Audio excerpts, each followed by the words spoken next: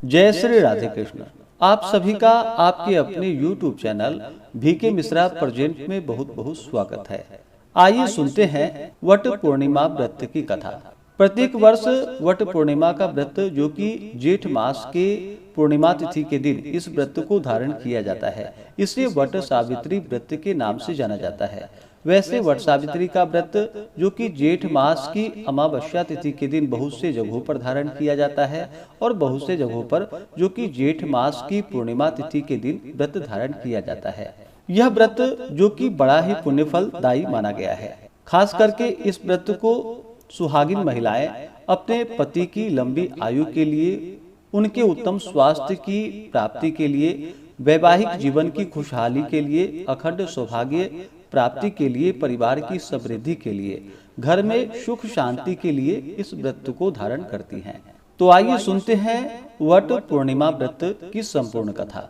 तो बोलिए प्रेम से वट सावित्री माता की जय, भगवान विष्णु की जय, माता लक्ष्मी की जय, भगवान भोलेनाथ की जय, माता पार्वती की जय, सत्यवान की जय, सावित्री माता की जय, सर्व देवी देवता की जय। कथा के अनुसार एक बार माता पार्वती जी ने कहा भगवान भोलेनाथ से, हे देवताओं के देवता, हे जगतपति भगवान भोलेनाथ, प्रभास क्षेत्र में स्थित ब्रह्मा जी की प्रिया जो सावित्री देवी हैं, उनका चरित्र आप मुझसे कहिए, जिसमें उनके व्रत का महात्म्य हो और उनके संबंध का इतिहास एवं जो स्त्रियों के पाति व्रत को देने वाला, सौभाग्यदायक और महान उदय का करने वाला हो।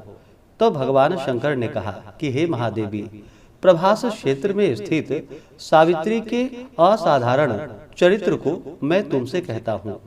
हे महेश्वरी, सावित्री स्थल नामक स्थान में राजकन्या सावित्री ने जिस प्रकार से उत्तम वट सावित्री व्रत का पालन किया, मद्र देश में एक धर्मात्मा, सभी प्राणियों के हित में तत्पर रहने वाला, राजधानी तथा राज्य में रहने वाली प्रजाओं का प्रिय अश्वपति नामक राजा था, जो कि क्षमाशील, संतान रहित, सत्यवादी और इंद्रियों को वश में रखने वाला।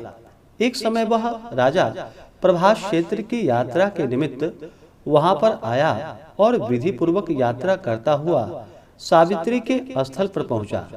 वहां पर उस राजा ने अपनी रानी के साथ इस व्रत को किया, जो सावित्री के नाम से प्रसिद्ध, सभी प्रकार की कामनाओं को पूर्ण करने वाला है।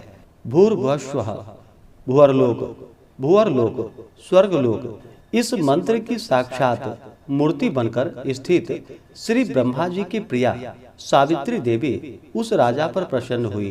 कमंडलू को धारण करने वाली वह सावित्री देवी दर्शन देने के बाद पुनः अदृश्य हो गई और बहुत दिनों के बाद उसी राजा के यहाँ देवी के समान रूप वाली कन्या कन्न के रूप में उत्पन्न हुई।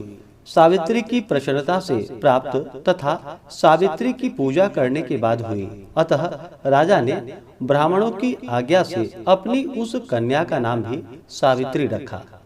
वह राजकन्या सावित्री साक्षात शरीर धारण की हुई लक्ष्मी के समान शोभित होती हुई बढ़ने लगी और धीरे धीरे सुकुमार अंगों वाली वह यौवनावस्था को प्राप्त हुई, जिसके मध्य भाग सुंदर और नितंब भाग विस्तृत थे और स्वर्ण के प्रतिमा के समान दिखाई पड़ते थे। लोग उसे देखकर यही समझते थे कि यह कोई देव कन्या है। कमल के समान विशाल नेत्रों वाली एवं तेज से अग्नि के समान प्रज्वलित होती हुई वह सावित्री महर्षि भृगु द्वारा कहे हुए सावित्री व्रत को करने लगी, जिसके आरंभ में सुंदर वर्ण वाली, उसे उपवास करके शीर से स्नान की हुई सावित्री देवता की प्रतिमा के पास जाकर अग्नि में हवन करके ब्राह्मणों से स्वस्ति वाचन कराया और उन ब्राह्मणों से अवशिष्ट पुष्पांजलि ग्रहण करके सखियों से घिरी हुई लक्ष्मी देवी के समान सुंदर रूप से शोभित हुई। वरारोहा, वह राजकन्या समीप में जाकर पिता के चरणों में प्रणाम कर प्रथम प्राप्त पुष्पांजलि को निवेदित कर हाथ जोड़कर राजा के पास सर्व में स्थित हुई। युवावस्था को प्राप्त हुई देखकर राजा ने उसके विषय में मंत्रियों से सलाह लेकर राजकन्या से कहने लगा कि हे पुत्री, तुम्हें योग्य वर को देने का समय आ गया है। मुझसे कोई तुम्हें मांगने के लिए भी नहीं आता और मैं भी विचार करने पर तुम्हारी आत्मा के अनुरूप वर को नहीं पा रहा हूँ। अतः हे पुत्री, देवताओं के निकट मैं जिस तरह निंदनीय न होऊं वैसा तुम करो। मैंने धर्मशास्त्रों में पढ़ा और सुना भी है कि यदि पिता के गृह में रहती हुई विवाह के पहले ही जो कन्या रजो धर्म से युक्त हो जाती है वह शूद्रा के समान समझी जाती है तथा उसके पिता को ब्रह्म हत्या के समान पाप लगता है। इसलिए हे पुत्री, मैं तुमको भेज रहा हूँ कि तुम स्वयं अपने योग्य वर ढूंढ लो। वृद्ध मंत्रियों के साथ शीघ्र जाओ और मेरी बात को मानो। इसके बाद जैसा कहते हैं वैसा ही होगा। ऐसा कहकर सावित्री घर से निकलकर राज ऋषियों की रम्य तपोवन की ओर चल पड़ी और वहां पहुंचकर माननीय वृद्ध जनों को प्रणाम कर सभी तीर्थों और आश्रमों में जाकर पुनः मंत्रियों के साथ सावित्री अपने गृह पर आ गई और वहां पर पिताजी के समक्ष पवित्र देवऋषि नारद को बैठा हुआ देखा। आसन पर बैठे हुए नारद जी को प्रणाम कर मुस्कुराती हुई जिस कार्य के लिए वन में गई थी सारी कथाएं उनसे कहने लगी। सावित्री बोली कि हे देवर्षि नारद जी, शाल्व देश में धर्मात्मा दुमतसेन के नाम से विख्यात एक क्षत्रिय राजा है जो देववश अंधे हो गए हैं। उस समय उनको छोटा सा एक बालक और उनकी माँ थी। ऐसे समय में अवसर पाकर उनका पूर्व बैरी रुक्मी नामक एक सामंत राजा ने उनसे छीन लिया। अतः वह आर्य दुमतसेन छोटे बच्चे को साथ लिए हुए अपनी स्त्री के साथ जंगल की ओर चल दिए। उनका वह पुत्र वन में ही बड़ा होकर धार्मिक, सत्य बोलने वाला, अतः अपने अनुरूप पति समझकर मैंने उसे मन से वरण कर लिया है। यह सुनकर नारद जी ने कहा कि हे राजन, सावित्री ने यह बड़ा कष्टप्रद कार्य कर डाला है। बाल बुद्धि होने से इसने केवल गुणवान समझकर सत्यवान को वरण कर लिया है। उसका पिता सत्य बोलता है, माता सत्य बोलती है और वह स्वयं भी सत्य बोलता है। इससे उसका नाम मुनियों ने सत्यवान रखा है। उसको नित्य अश्व यानी कि घोड़े प्रिय हैं और वह मिट्टी के घोड़े बनाया करता है तथा चित्र में भी घोड़ों को लिखता रहता है। इससे उसे चिताश्व भी कहते हैं। सत्यवान दान और गुण में रंति देवी के शिष्य के समान है। ब्राह्मणों की रक्षा करने वाला और सत्यवादी तथा औशिनर शिवी के समान है। ययाति के समान उदार, चंद्रमा के समान देखने में प्रिय लगने वाला, रूप में दूसरे अश्विनी कुमार के समान और दुमेशसेन के समान बलवान है, किंतु उसमें केवल यही एक दोष है, दूसरा कोई नहीं कि सत्यवान आज से ठीक 1 वर्ष पर शिनायु हो जाने से देह त्याग कर देगा। इस प्रकार नारद जी की बात को सुनकर राजकन्या सावित्री ने राजा से कहा, राजा, लोग किसी से एक बार कोई बात करते हैं। ब्रह्मवेत्ता ब्राह्मण एक ही बार कहते हैं और एक ही बार कन्या दी जाती है। ये तीनों कर्म एक ही बार किए जाते हैं, बारंबार नहीं। दीर्घायु हो अथवा अल्पायु, गुणवान हो अथवा निर्गुण, वर को एक बार ही वरण कर लिया, अब दूसरे वर को वरण नहीं करूंगी। पहले मन से निश्चय करने के बाद में उसे वाणी द्वारा प्रकट किया जाता है, पुनः उसके बाद कर्म द्वारा किया जाता है। इससे प्रत्येक कार्य में मन को प्रमाण माना जाता है, अर्थात मन के विरुद्ध कार्य नहीं किया जाता है। नारद जी ने कहा कि हे राजन, यदि आपको इष्ट हो तो अपनी पुत्री सावित्री का कन्यादान निर्विघ्नता के साथ शीघ्र कर डालिए। ऐसा कहकर नारद जी आकाश मार्ग से स्वर्गलोक चले गए। इसके बाद राजा ने भी शुभ मुहूर्त के समीपवर्ती वेदों के पारगामी ब्राह्मणों के द्वारा पुत्री सावित्री का विवाह संबंधी सभी कार्य संपन्न किया और तनवंगी सावित्री भी मनोभिषित उस सत्यवान पति को पाकर ऐसी प्रसन्न हुई जैसे कोई पुण्यवान पुरुष स्वर्ग को पाकर प्रसन्न होता है। पुनः शिव जी पार्वती जी से कहते हैं कि हे पार्वती, इस प्रकार उस आश्रम में उस समय रहते हुए उन सावित्री और सत्यवान के कुछ समय व्यतीत हुए। उस समय केवल एक भार्या सावित्री ही थी कि जिसके चित्त में रात दिन जो नारद की कही हुई बात थी उसकी याद बनी रहती थी। उसके बाद बहुत दिन बीत जाने पर वह समय मरण काल का आ गया कि जिसमें सत्यवान को मरना था। अतः सावित्री नारद जी की कही हुई मरण की तिथि को हृदय में गिनती हुई ज्येष्ठ मास के शुक्ल पक्ष की द्वादशी तिथि को सायं काल में आज से चौथे दिन मेरे पति को मरना चाहिए, यह सोचकर 3 रात्रि तक निराहार व्रत रहने का उद्देश्य रखकर रात दिन आश्रम में स्थिर रूप से रहने लगी। इसके बाद 3 रात्रि बीत जाने पर प्रातः काल मरण तिथि वाले दिन स्नान कर देवताओं का तर्पण करने के बाद चारुहासिनी सावित्री ने सास ससुर का पाद वंदन किया। इसके बाद जब कुल्हाड़ी लेकर सत्यवान जंगल की ओर चल पड़ा तब अपने पति के पीछे पीछे सावित्री भी चली। वन में पहुंचकर सत्यवान जल्दी से फल पुष्प शमीध और कुश तथा सूखी लकड़ियों को इकट्ठा कर ले जाने योग्य भार बनाने लगा। लकड़ियों को काटते काटते उसके सिर में पीड़ा होने लगी, जिससे उस कार्य को छोड़कर वट वृक्ष की एक शाखा को सहारा बनाकर सावित्री से कहने लगा कि हे सुंदरी, सिर की वेदना मुझे दुख दे रही है, अतः मैं तुम्हारी गोद में क्षण भर सोना चाहता हूँ। सावित्री ने दुखित होकर कहा कि हे महाबाहो, आप विश्राम करें, पीछे हम श्रम को दूर करने वाले आश्रम को चलेंगे।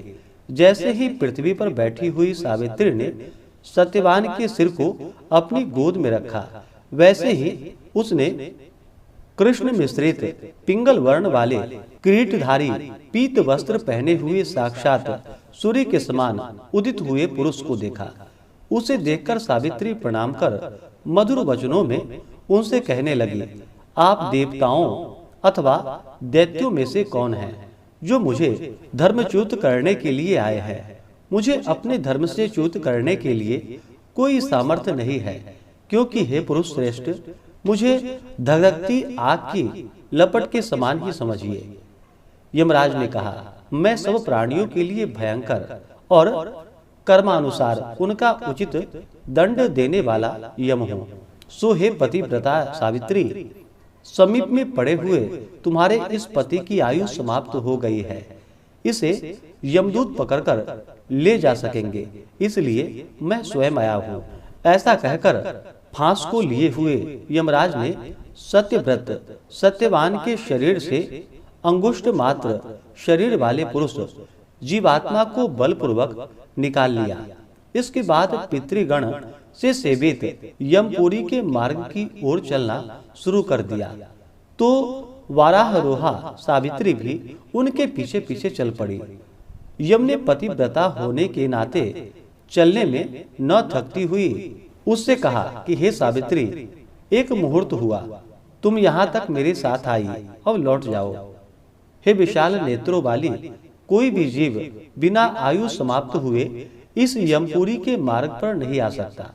सावित्री ने कहा, आपके जैसा विशिष्ट पुरुष के साथ पति का अनुगमन करती हुई मुझे कभी भी शर्म या ग्लानि नहीं हो सकती। सज्जनों की गति सहारा एकमात्र सज्जन ही है, दूसरा नहीं। इस प्रकार स्त्रियों की गति उनका पति, वर्णाश्रमों की गति वेद और शिष्यों की गति गुरु है। इस पृथ्वी में सब प्राणियों के लिए स्थान है, किंतु स्त्रियों के लिए तो एकमात्र पति को छोड़कर दूसरा कोई आश्रय स्थान नहीं है। इस प्रकार से धर्म तथा अर्थ से भरा हुआ सुंदर मधुर अन्य वाक्यों से भी सूर्यपुत्र यमराज ने प्रसन्न होकर सावित्री से यह बात कही। यमराज ने कहा कि हे भामिनी, मैं तुमसे प्रसन्न हूँ, तुम्हारा कल्याण हो, तुम मुझसे वर मांगो। सावित्री ने भी विनय से सिर झुकाकर अपने लिए राज्य पाने का वर मांगा और अपने महात्मा ससुर के लिए देखने की शक्ति पाने के साथ साथ पुनः राज्य प्राप्ति एवं अपने पिता के लिए 100 पुत्रों की तथा अपने लिए भी 100 पुत्रों की प्राप्ति के लिए वर मांगा तथा पति के लिए पुनर्जीवन दान एवं निरंतर धर्म का सिद्धि प्राप्त करने का वरदान मांगा। इस प्रकार वर मांगने पर धर्मराज यमराज ने भी उसे अभिष्ट वर प्रदान कर वापस किया। उसके बाद सावित्री पति का जीवन गान प्राप्त कर प्रसन्न चित्त हुई। अपने पति के साथ शांति से अपने आश्रम की ओर चली गई। उसी सावित्री ने ज्येष्ठ की पूर्णिमा के दिन इस सावित्री का व्रत को किया था, जिसके प्रभाव से राजा ससुर को पुनः नेत्रों की प्राप्ति हुई। उसके बाद उन्हें निष्कंटक अपने देश तथा राज्य की प्राप्ति हुई और सावित्री के पिता को 100 पुत्र तथा सावित्री को भी 100 पुत्र प्राप्त हुए। इस प्रकार से सावित्री व्रत के संपूर्ण महात्म्य को मैंने तुमसे कह दिया। तब देवी पार्वती जी ने कहा कि हे देव, सावित्री के द्वारा किया हुआ वह महान व्रत किस प्रकार का है और ज्येष्ठ मास में उसका विधान कैसे किया जाता है। हे विभो, उस व्रत के देवता कौन हैं? कौन कौन मंत्र है? क्या फल है? सो हे महेश, इस सनातन धर्म को विस्तार पूर्वक आप मुझसे कहे। भगवान शंकर जी ने कहा कि हे देवी, सावित्री व्रत को आदर पूर्वक सुनो।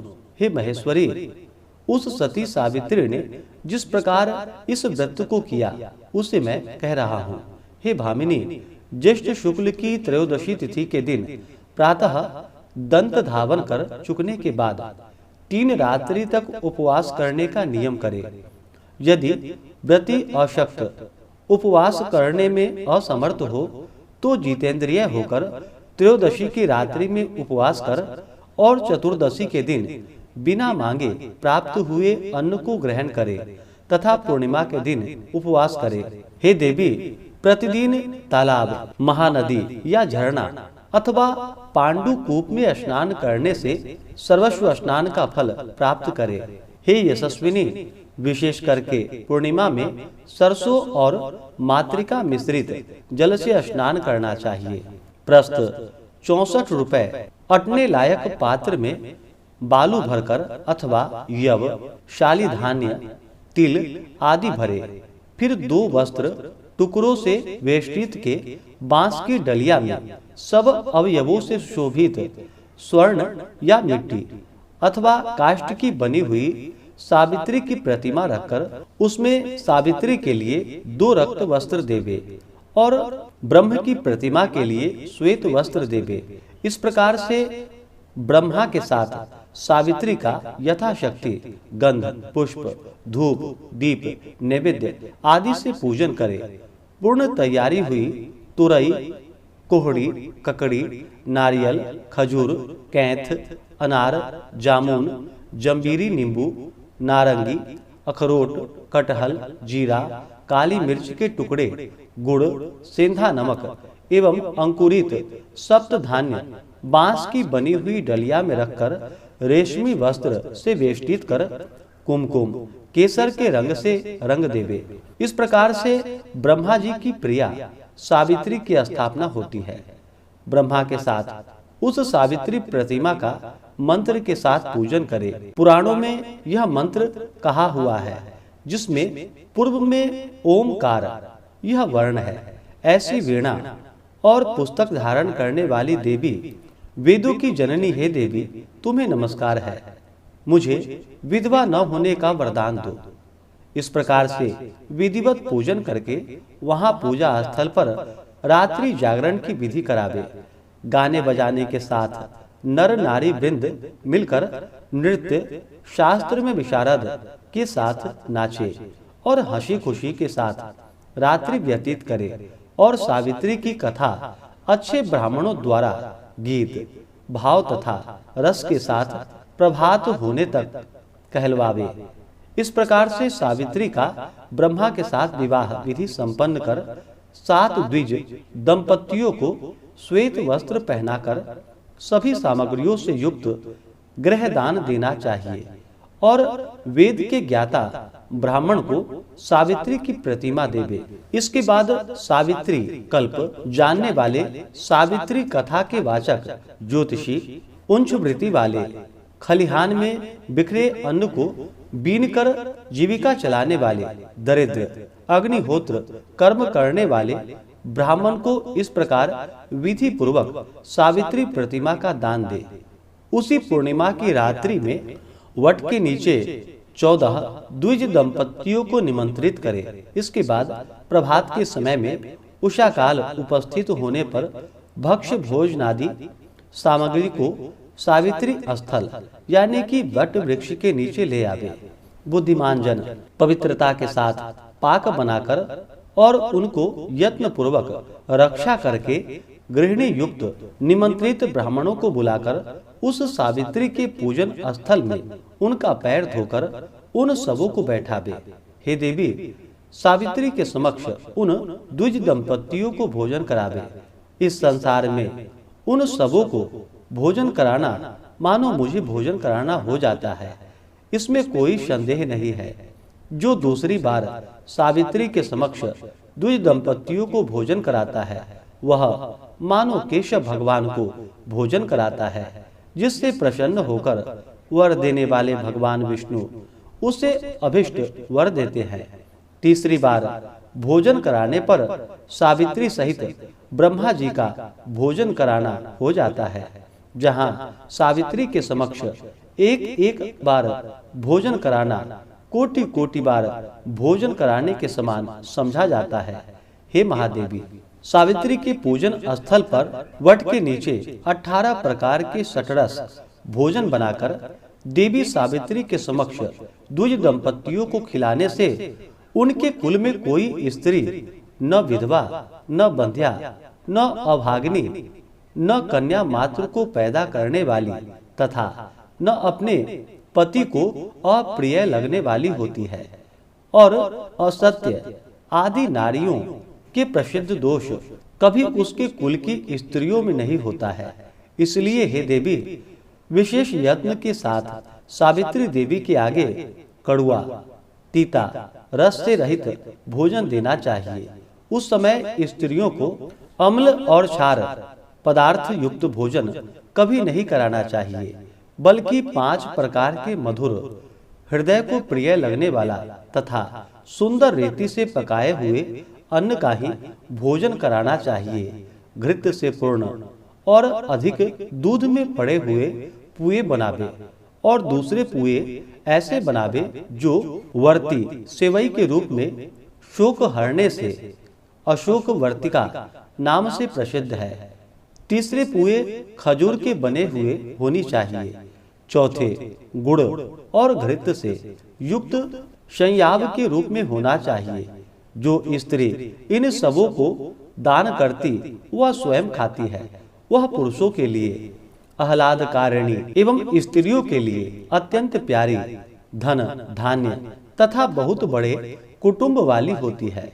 पुओं के दान से उसके कुल में ज्वर, संताप और किसी विकार और किसी प्रिय के वियोग का दुख नहीं होता है। अशोक वर्ती के दान से 21 पीढ़ी तक उसका कुल बहुओं, लड़कों, अनगिनत दास दासियों से भरा रहता है और जो स्त्रियां पुड़िया को देती हैं उनके कुल में बहुओं के साथ लड़कियां भी पुत्रिणी होती है। शिखरण का दान करने वाली युवतियों को उक्त सभी फल प्राप्त होता है, इसमें कोई संदेह नहीं।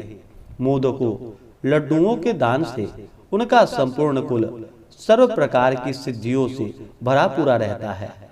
पितामह ब्रह्मा जी का वचन है, हे देवी, 8 वर्ष की गौरी कन्याओं को भोजन कराने से यह विशिष्ट फल होता है कि वह जन्म जन्म में सौभाग्यवती, पुत्रिणी, पतिव्रता, धन की वृद्धि से सुशोभित, सहस्त्रों को भोजन कराने वाली होती है।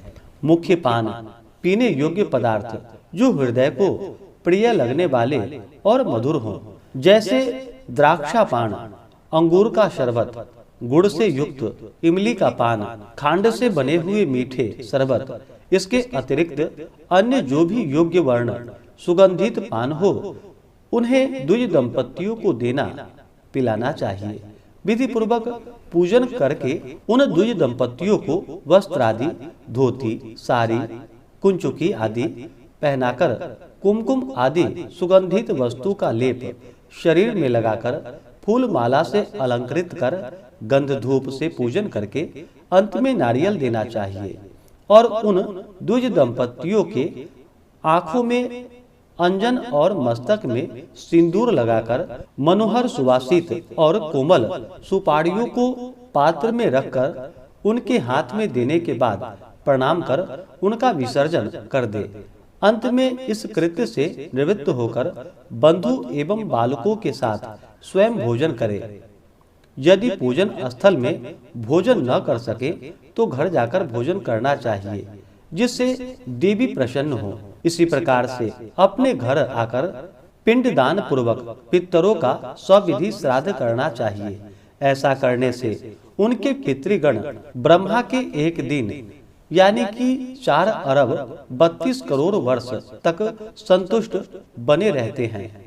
तीर्थ से 8 गुना पुण्य अपने घर में दान देने से होता है, क्योंकि द्विजातियों द्वारा किए हुए श्राद्ध को नीच जन नहीं देख पाते। अतः एकांत गृह में गुप्त रूप से पितरों का श्राद्ध करना उचित होता है।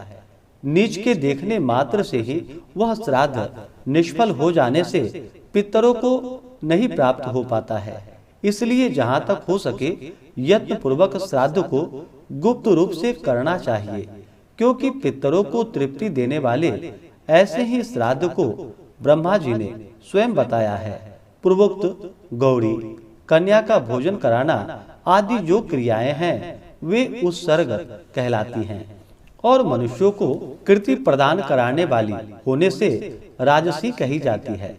अपना हित चाहने वाले व्यक्तियों को कहे हुए ये दान सदा देनी चाहिए। यदि सात्विक फल की चाह है तो श्राद्ध में विशेष रूप में इस प्रकार के दान देनी चाहिए, जैसे कि ऊपर कहे आए हैं। हे देवी, सावित्री व्रत का उद्यापन सभी प्रकार के पापों से छुटकारा पाने के लिए मनुष्यों को अवश्य करनी चाहिए। इसके करने से इच्छा या अनिच्छा से किए हुए सभी पाप तत्क्षण नष्ट हो जाते हैं। जो लोग इस प्रकार से वट सावित्री की यात्रा करते हैं, व्रत को करते हैं, उनको इस लोक में सौभाग्य, धन धान्य, सुंदर स्त्रियां विविध रूप से प्राप्त होती है। इस यात्रा विधान को जो कोई मनुष्य भक्ति पूर्वक करता है या इस व्रत वट सावित्री व्रत कथा को सुनता है, वह पापों से छुटकारा पा जाता है। हे देवी, जो पुरुष ज्येष्ठ की पूर्णिमा के दिन विधि पूर्वक सावित्री के पूजन स्थल वट वृक्ष के 108 या 54 अथवा 17 प्रदक्षिणा यत्न पूर्वक करते हैं, तो उनके द्वारा अज्ञान पूर्वक किए हुए अगम्या स्त्री के साथ गमन रूपी पाप अथवा अन्य भी किए हुए पाप नष्ट हो जाते हैं। इसमें कोई संदेह नहीं है।